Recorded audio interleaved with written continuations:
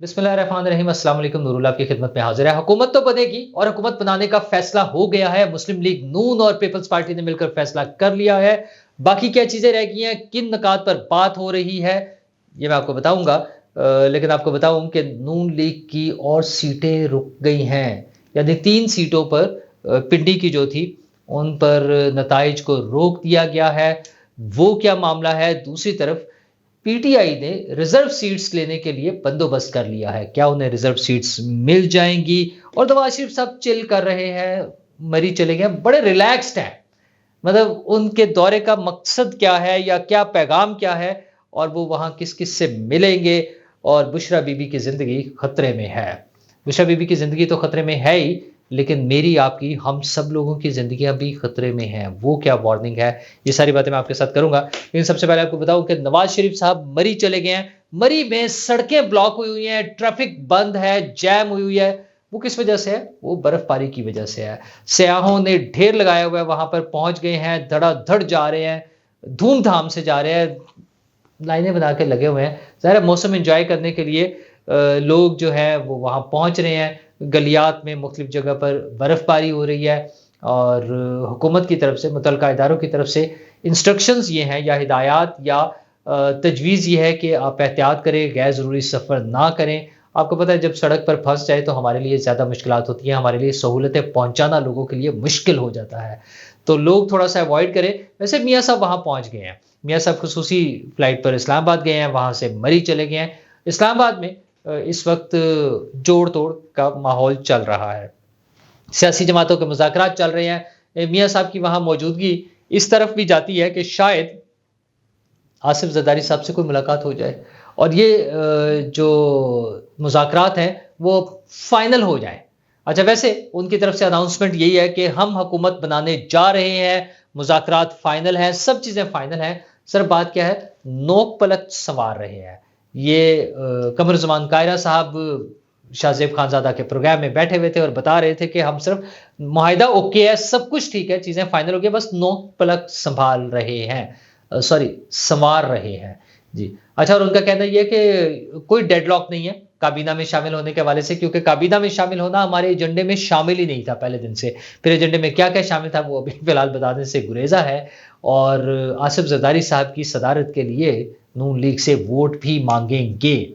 अच्छा, peoples party अभी तक इस साइड पर खड़ी है कि हम सदारत के उम्मीदवार हैं, स्पीकर कौमी असम्बली का ओहदा हमें दे दें, चेयरमैन सेनेट का ओहदा हम खुद लड़के ले सकते हैं, गवर्नर्स हमें दे दें तमाम चारों सूबों के, और बाकी मिनिस्ट्री सारी अपने पास रखें।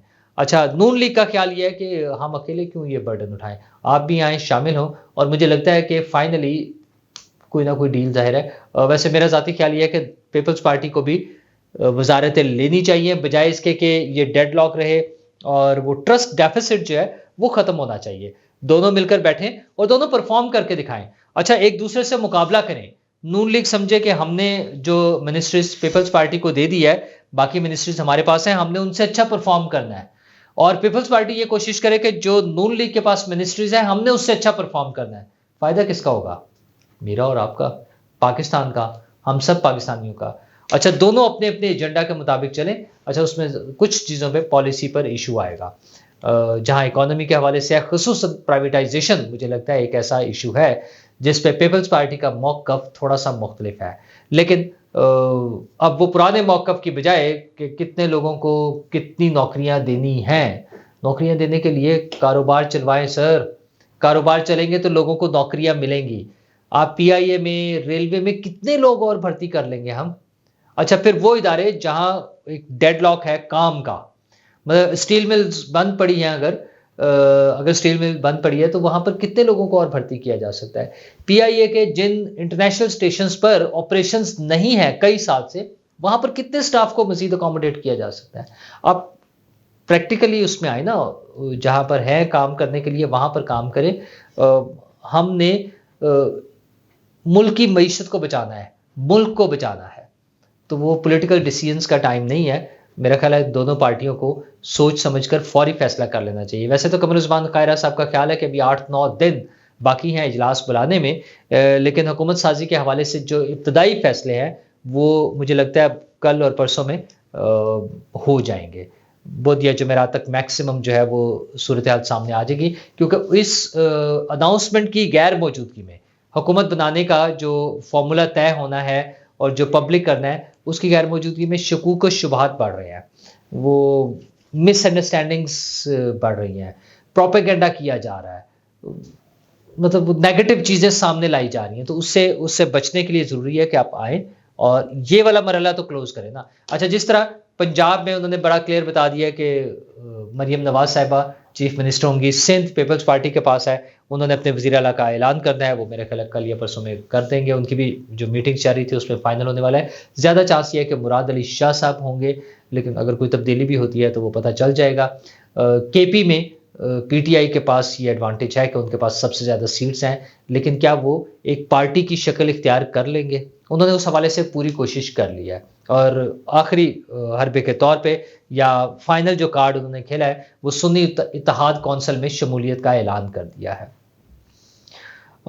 उसमें अब बड़ा सिंपल सा है कि वो तमाम लोगों के एफिडेविट्स जाएंगे कि हम इसमें शामिल हो गए हैं, साथ एक पार्टी के सदर का एफिडेविट होगा और बयान हल्फी होगा और यूं ये मरहला अपने इख्तिताम को पहुंचेगा। लेकिन इसमें अभी इलेक्शन कमीशन का एक रोल है, क्योंकि ये सारी अनाउंसमेंट या ये इसकी अप्रूवल जो है इलेक्शन कमीशन ने देनी है। कुछ लोगों का टाइम बार का भी इशू आ सकता है कि उनके 72 आवर्स गुजर चुके होंगे उनका नोटिफिकेशन होने के बाद। अच्छा, इस हवाले से मे भी पीटीआई को अदालतों का भी वहाँ पर जाना पड़े, उनको उनके ज़रिए भी कोई मदद लेनी पड़े, क्योंकि उन्होंने रिज़र्व सीट्स लेनी है। क्या सुन्नी इत्तेहाद कौंसिल को वो सारी रिज़र्व सीट्स मिल जाएंगी ये नंबर शामिल होने के बाद जो पीटीआई एक्सपेक्ट कर रही है? और क्या पीटीआई के तमाम लोग सुन्नी इत्तेहाद कौंसिल में चले जाएंगे, सिवाय उन चंद एक के जो पहले ही अपनी पार्टी पोजीशन चेंज करने का ऐलान कर चुके हैं, जैसे वसीम कादिर साहब ने लाहौर में नून लीग में शमूलियत का ऐलान किया है। इस तरह से थोड़े से और लोगों से भी अभी ऐसी तवक्को है, अगरचे मॉरली उनको चाहिए कि वो अपनी पार्टी के साथ रहें। इससे कोई फर्क नहीं पड़ेगा नून लीग और पीपल्स पार्टी को और हुकूमत साजी के मरहले को, किसी चीज़ को फ़र्क नहीं पड़ेगा। उनके नंबर्स पूरे हैं, वो जितने रिक्वायर्ड है उससे बेहतर हो जाएंगे उनके टोटल नंबर, तो इसलिए उन्हें इस झंझट में पड़ना ही नहीं चाहिए। पीटीआई अपने लोगों को साथ लेके चले, हाँ महाजा राय के बजाय तामीरी सियासत करनी चाहिए। पार्लियामेंट बैठकर अपोजिशन का भी एक रोल होता है, और वो रोल ये होना चाहिए कि हुकूमत जहाँ गलत करने लगे वहाँ उन्हें रोके। सिर्फ शोर मचाकर, कागजात उछाल के कि कार्रवाई नहीं चलने देनी, ऐवान को नहीं चलने देनी, इससे कुछ नहीं हासिल होगा। अब जो हुकूमत बनेगी उन्हें परफॉर्म करना पड़ेगा, उन्हें लोगों को कुछ करके दिखाना होगा कि वो क्या कर सकते हैं, लोगों के लिए क्या कर सकते हैं। चैलेंजेस बड़े मुश्किल हैं, मतलब वो पहाड़ जैसे चैलेंजेस हैं, लोगों को रिलीफ देने के लिए बहुत मुश्किल काम है जो हमारी इकोनॉमी की हालत है।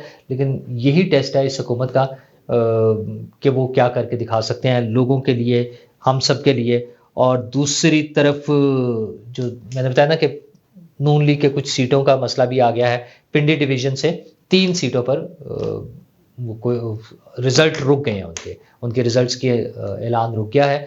अच्छा, वो रूटीन की कार्रवाई है, उसमें अब वो पेपर्स चेक होंगे, जो जो चीज़ें रिक्वायर्ड होंगी इलेक्शन कमीशन के थ्रू, वो मेरे ख्याल अगले चंद दिनों में क्लियर हो जाएगा। लेकिन ये मसाइल इस तरह से चलते रहेंगे। वैसे तो पूरे इलेक्शन को कलअदम करार देने की भी कोशिश की गई है। एक दरखास्त आई थी सुप्रीम कोर्ट में, मैंने आपसे कल जिक्र किया था, और वो साहब भाग गया, रिटायर्ड फौजी अफसर जो ना, आज सुप्रीम कोर्ट नहीं पहुंचे। उनका किधर है, वो ढूंढते रहे हैं और वो साहब मिल नहीं रहे थे। तो खैर उसकी 21 तारीख को अब दोबारा हेयरिंग होगी। लेकिन ऐसे लोग, ऐसी कोशिशें मुसलसल होती रहेंगी मुख्तलिफ औकात में। अच्छा, इससे पहले आपको याद होगा कि सेनेट में करारदादें आई थी, 2 मरतबा करारदाद आई। अब वो कह रहे हैं कि इसको कल अदम करार देने। वैसे जज साहब ने खासा गुस्सा दिखाया कि ये क्या मसला है, ये सिर्फ टेलीविजन के लिए होता है, सिर्फ वो थोड़ा सा माइलेज लेने के लिए हो रहा है। तो अब आए और बताएं, बाद में पता चले कि वो कहे जी मैंने तो वापस भी नहीं ली थी। खैर इस तरह के मसाइल मैंने कहा ना चलते रहेंगे। दूसरी तरफ वो प्रोपेगेंडा कि जी कौन कौन भाग गया है, कौन क्या है, वो भी चल रहा है, जिस पे साथ साथ पीटीआई के जो रूटीन के लोग हैं ना, जिन्होंने वो नफरत फैलाना, जो चाहते हैं आग लगा दे, जला दे, वो भी अपना काम किए जा रहे हैं। वो मुसलसल सरकारी अफसरान के खिलाफ एक प्रोपेगेंडा हो रहा है कि आपने इनको नहीं छोड़ना, आपने इनको पकड़ना है। वो पुलिस की एसपी हैं खातून, उनके खिलाफ है, या आरपीओ पिंडी जो है वो छुट्टी पर गए हैं। अच्छा, उनके खिलाफ मैं देख रहा था कि डॉक्टर शहबाज गिल ने ट्वीट किया हुआ था कि ये जहां भी जाएं पता करें किस मुल्क में जाएं वहां इनके खिलाफ एहतजाज करें। मतलब क्या चाहते हैं यार ये। अच्छा वो आरपीओ, फिर दूसरी तरफ प्रोपेगेंडा ये किया जा रहा है कि वो भाग गए हैं छोड़कर क्योंकि ये धांधली वाला सारा सीन था इसके हवाले से।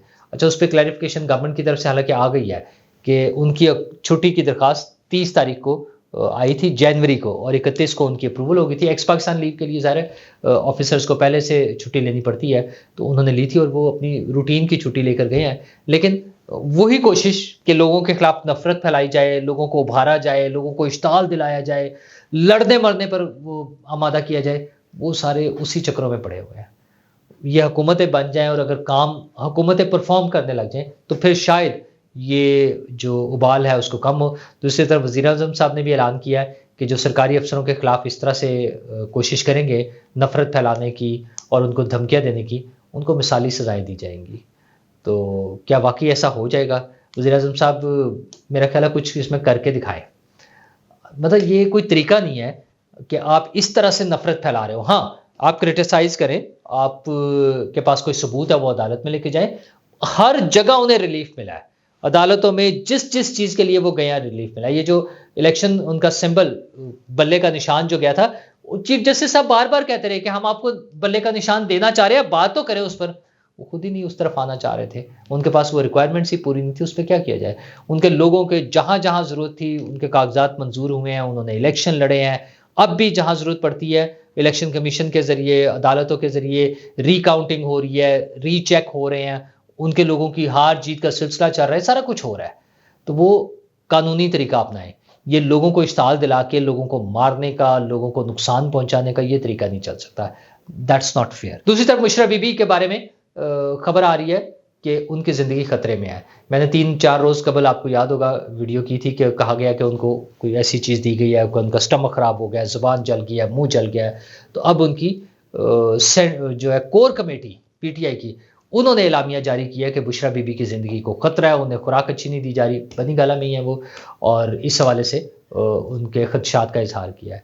अच्छा आप कमाल ये देखें, मैंने तो उस वक्त भी कहा था कि हुकूमत को चाहिए कि प्रायोरिटी पे इसको चेक किया जाए, किसी भी शख्स के साथ, वो बुशरा बीबी हो, वो एक आम आदमी हो, वो इमरान खान साहब हो, वो किसी और सियासी लीडर का मामला हो या किसी आम आदमी का हो, उनकी ज़िंदगियों की हिफाजत, जान और माल की हिफाजत हुकूमत की जिम्मेदारी है। तो ये तो, इसमें तो कोई डाउट ही नहीं है, इसमें तो कोई सेकंड ओपिनियन नहीं है। दूसरी बात जो मैं इस पर डिस्कस करना चाह रहा था कि कोर कमेटी ने फैसला किया है कि बुशरा बीबी की ज़िंदगी खतरे में है, तो उस पर एलामिया जारी हो रहा है। पर आप ये देखें, अनफॉर्चुनेटली हमारी सियासी जमातों में डेमोक्रेसी का लेवल देखें कि वज़ीर आज़म और वज़ीर आला का उम्मीदवार नॉमिनेट करना है तो वो पार्टी का चीफ कर देता है, वो चाहे पीटीआई है चाहे या दूसरी पार्टियां, वो उनकी तरफ से हो जाना है। हाँ, वो जो एक खातून के बारे में उनकी मसला है कि उन्हें जेल में कोई मसला पेश आ रहा है या उनकी खुराक का मसला है, उसके लिए कोर कमेटी का इजलास हो रहा है। वज़ीर आज़म और वज़ीर आला की नामजदगी के लिए कोई कोर कमेटी का इजलास नहीं है।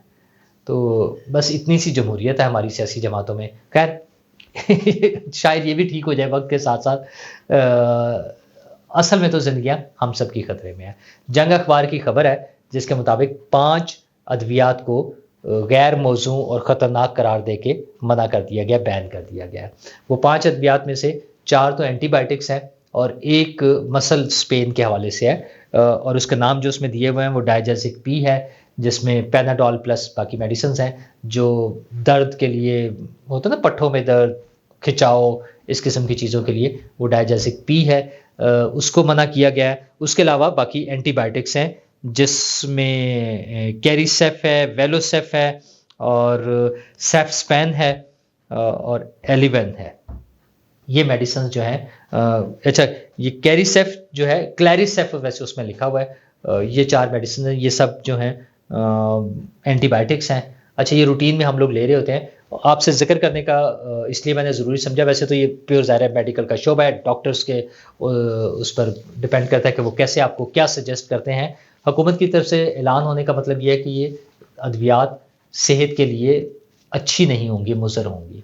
और हमारे यहाँ सेल्फ मेडिकेशन बड़ी कॉमन सी चीज़ है, कुछ नाम हमें ज़ुबानी याद होते हैं कि अच्छा यार ये मेडिसिन खा लें, तो उसमें हमें एहतियात बरतनी चाहिए। हमें डॉक्टर्स से रब्ता करके अपडेट लेनी चाहिए, उनसे पूछ लेनी चाहिए, क्योंकि जब इस तरह की कोई इंस्ट्रक्शंस आएंगी तो जाहिर है वो शोबा मेडिकल के शोबे से ताल्लुक़ रखने वाले लोगों तक जाएंगी और वो इस बारे में ज़्यादा मोहतात होंगे।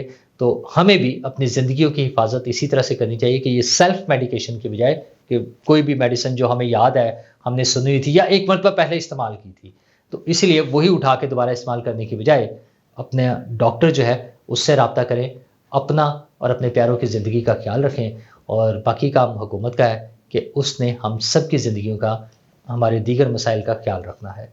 शुक्रिया।